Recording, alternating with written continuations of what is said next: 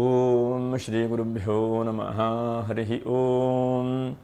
ಗುರವೇ ಸರ್ವಲೋಕಾನಾಂ ಭಿಷಜೇ ಭವರೋಗಿಣಾಂ ನಿಧಯೇ ಸರ್ವವಿದ್ಯಾನಾಂ ದಕ್ಷಿಣಾಮೂರ್ತಯೇ ನಮಃ. ಆತ್ಮೀಯರೇ, ಭಗವಂತನು ಶುಭವನ್ನುಂಟು ಮಾಡಲಿ. ದೇವತಾ ದರ್ಶನ ಹೇಳುವಂತಹ ಯೂಟ್ಯೂಬ್ ಚಾನಲ್ಗೆ ತಮ್ಮೆಲ್ಲರಿಗೂ ಕೂಡ ಸ್ವಾಗತ ಸುಸ್ವಾಗತ.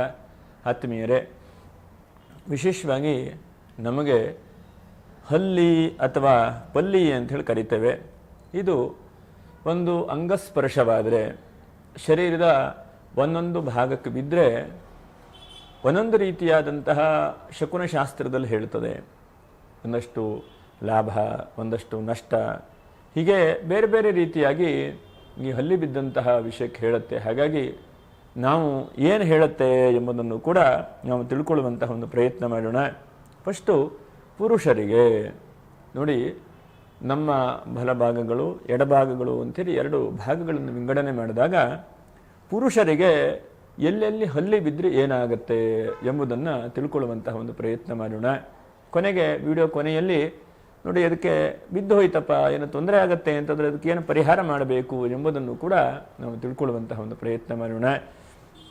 ಪುರುಷರಿಗೆ ಗಮನ ಇಟ್ಟು ಕೇಳಬೇಕಾದಂಥದ್ದು, ಪುರುಷರಿಗೆ ಹಲ್ಲಿಯಲ್ಲಿ ಬಿದ್ದರೆ ಏನಾಗುತ್ತೆ.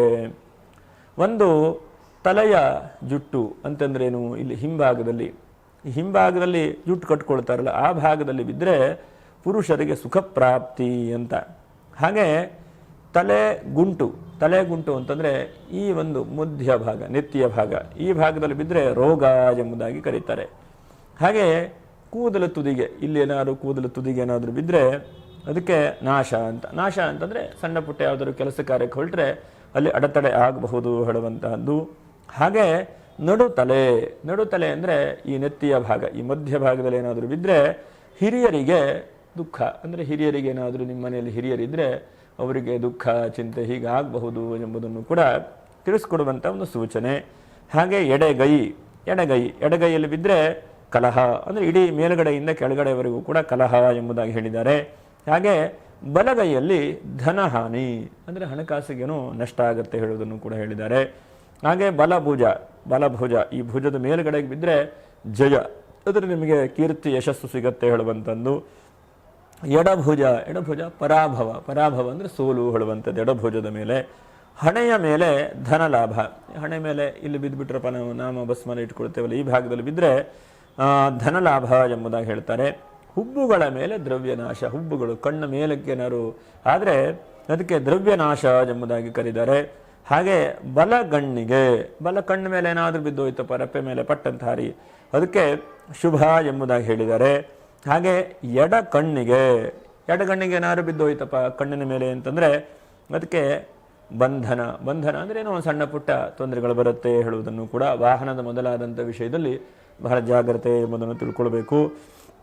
ಹಾಗೆ ಮೂಗಿನ ಮೇಲೆ ಸೌಭಾಗ್ಯ, ಹಾಗೆ ಮೂಗಿನ ತುದಿಯ ಮೇಲೆ ವ್ಯಸನ, ಅಂದರೆ ತುದಿಗೆ ಬಿಟ್ಟರೆ ವ್ಯಸನ, ಏನೋ ಒಂದು ಸಣ್ಣ ಪುಟ್ಟ ದುಶ್ಚಟಗಳು ಇವೋ ಬರಬಹುದು ಹೇಳುವುದನ್ನು ಕೂಡ ಹೇಳ್ತಾರೆ.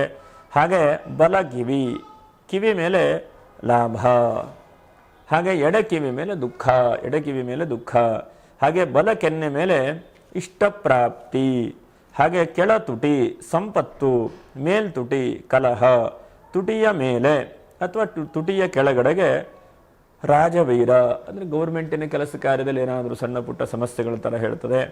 ಕೊರಳಲ್ಲಿ ಮಿತ್ರಲಾಭ, ಏನೋ ಮೇಲ್ಗಡೆ ಹಾರ್ತಾ ಇರುವಂಥದ್ದು ಕೊರಳ ಮೇಲೆ ಬಿದ್ದು ಹೋಯ್ತಪ್ಪ, ಅವಾಗ ಮಿತ್ರಲಾಭ, ನಿಮ್ಮ ಯಾರು ಸ್ನೇಹಿತರು ಕಳ್ಕೊಂಡಿದ್ರೆ ಪುನಃ ಈ ಶಕುನದಿಂದ ಸಿಗಬಹುದು ಅಂತ ಮಿತ್ರಲಾಭ. ಕೊರಳ ಹಿಂದೆ ಶತ್ರು ಭಯ, ಏನೋ ಒಂದು ವ್ಯಾಪಾರ ವ್ಯವಹಾರದಲ್ಲಿ ಹೊರಟಿದ್ರಿ, ಶತ್ರುಗಳಿಂದ ಏನೋ ಭಯ ಚಿಂತೆ ಆಗಬಹುದು ಹೇಳೋದನ್ನು ಕೂಡ ಹೇಳುತ್ತೆ. ಹಾಗೆ ಬಲಮುಂಗೈಗೆ ದ್ರವ್ಯಹಾನಿ, ಎಡಮುಂಗೈಗೆ ಭೂಲಾಭ, ನೋಡಿ ಎಡಮುಂಗೈಗೆ ಬಿದ್ದರೆ ಭೂಲಾಭ ಆಗತ್ತೆ, ಅದೇ ಬಲಮುಂಗೈಗೆ ಬಿದ್ದರೆ ದ್ರವ್ಯಹಾನಿ. ಹಾಗೆ ಕೈ ಬೆರಳಿಗೆ ಇಷ್ಟಾರ್ಥ ಸಿದ್ಧಿ, ಕೈ ಬೆರಳು ತುದಿಗೆ ಏನಾದರೂ ಟಚ್ ಆಗೋಯ್ತಪ್ಪ ಅಂತಂದರೆ ಇಷ್ಟಾರ್ಥ ಸಿದ್ಧಿ, ಮನಸ್ಸಲ್ಲಿ ನೊಂದುಕೊಂಡಿರುವಂತಹ ಶುಭವಾದಂಥ ಫಲಗಳಾಗುವಂಥ ಸಾಧ್ಯತೆಗಳು. ಆನಂತರ ಕೈ ಉಗುರ ತುದಿಗೆ ಬಿತ್ತಪ್ಪ, ಆವಾಗ ದ್ರವ್ಯನಾಶ, ಏನೋ ಒಂದಷ್ಟು ದ್ರವ್ಯಗಳಿದ್ರದ್ದು ಕಳ್ಕೊಳ್ತೀರಿ ಹೇಳುವಂಥದ್ದು. ಅಂಗೈಯಲ್ಲಿ ಸುಖ ಲಾಭ, ಅಂಗೈ ಮಧ್ಯದಲ್ಲಿ ಬಿದ್ದುಬಿಟ್ರೆ ಸುಖ ಲಾಭ. ಹಾಗೆ ಬೆನ್ನಿನಲ್ಲಿ ಮಿತ್ರ ಲಾಭ, ಪಾರ್ಶ್ವಗಳಲ್ಲಿ ಬಂಧು ದರ್ಶನ, ಆ ಕಡೆ ಈ ಕಡೆ ಪಾರ್ಶ್ವ ಭಾಗದಲ್ಲಿ ಬಿದ್ದರೆ ಬಂಧು ದರ್ಶನ, ಹೊಟ್ಟೆಯ ಮೇಲೆ ದ್ರವ್ಯನಾಶ, ಹಾಗೆ ನಮ್ಮ ಎರಡು ಚೆಸ್ಟ್ ಮೇಲೆ ಬಿದ್ದರೆ ಅದಕ್ಕೆ ಸೌಭಾಗ್ಯ ಎಂಬುದಾಗಿ ಹೇಳ್ತಾರೆ. ಎಡತೋಳಿಗೆ ಅಂದರೆ ಬಹು ದುಃಖ, ಎಡತೋಳಿಗೆ ಏನಾದ್ರು ಬಿತ್ತು ಅಂತಂದರೆ ದುಃಖ ಚಿಂತೆಗಳು ಜಾಸ್ತಿ ಬರುತ್ತೆ ಹೇಳುವಂಥದ್ದು. ಇನ್ನು ಸೊಂಟದ ಮೇಲೆ ಬಿದ್ದರೆ ವಸ್ತ್ರ ಲಾಭ, ಏನೋ ಒಂದು ವಸ್ತ್ರ ಏನೋ ಬರುತ್ತೆ ಹೇಳುವುದನ್ನು ಕೂಡ ಹೇಳ್ತಾರೆ.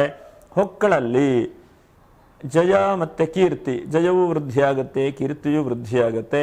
ತೊಡೆಯ ಮೇಲೆ ವಸ್ತ್ರನಾಶ, ಮೊಣಕಾಲಿಗೆ ಬಂಧನ, ಮೊಣಕಾಲು ತುದಿಗೆ ಬಿತ್ತಪ್ಪ ಅಂತಂದರೆ ಏನೋ ಒಂದು ಪ್ರಯಾಣವೋ ಏನೋ ಬಂಧನವೋ ಏನೋ ಕಿರಿಕಿರಿಯೋ ಯಾವುದೋ ಒಂದು ಸಮಸ್ಯೆ ಬರುತ್ತೆ, ಸಮಸ್ಯೆ ಆಗುತ್ತೆ ಹೇಳುವುದನ್ನು ಕೂಡ ಹೇಳಿದ್ದಾರೆ.